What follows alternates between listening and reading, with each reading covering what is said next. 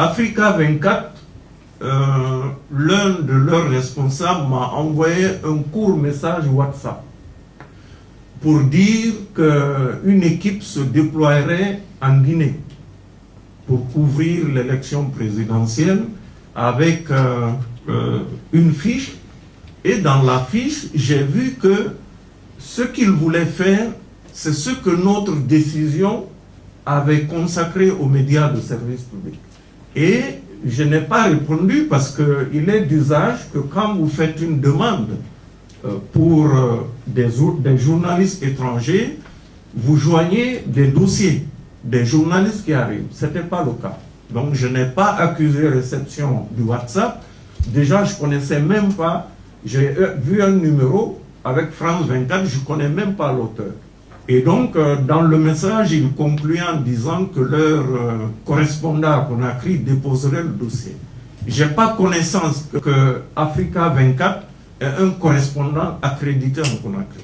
Et puis, donc, un dimanche, notre service de monitoring observe qu'Africa 24 diffuse une interview, une longue interview d'un candidat, un journal de campagne et une émission de débat avec des personnes physiques qui sont à Conakry.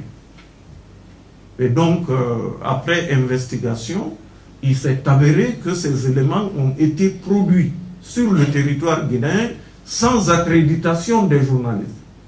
Mais qu'est-ce qu'ils ont fait? Ils ont trouvé des journalistes ressortissants de la CEDEAO qui n'ont besoin de visa qu'à l'aéroport.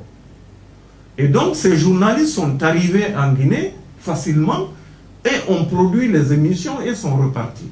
Et d'ailleurs, dans leur réplique, ils disent que leur équipe n'est restée ici que du 10 au 13 décembre.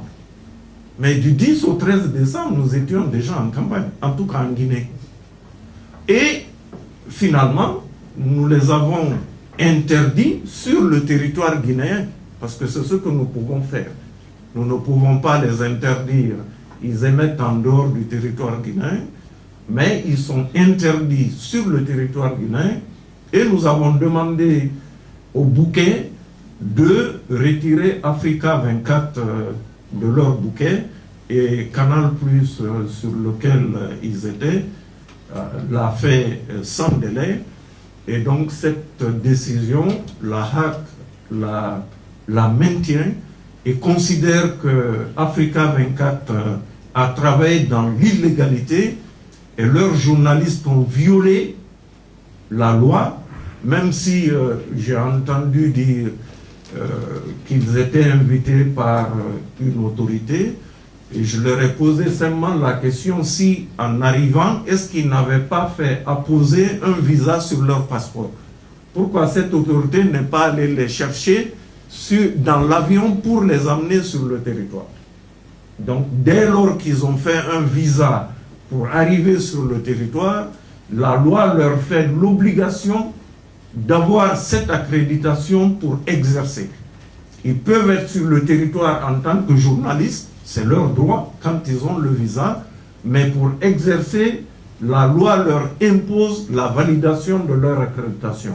Ça vaut pour les correspondants de la presse étrangère établie en Guinée, résidents ou non, et ça vaut pour les correspondants temporaires de la presse étrangère en Guinée. C'est la loi qui le prévoit et c'est une obligation, elle n'est pas facultative.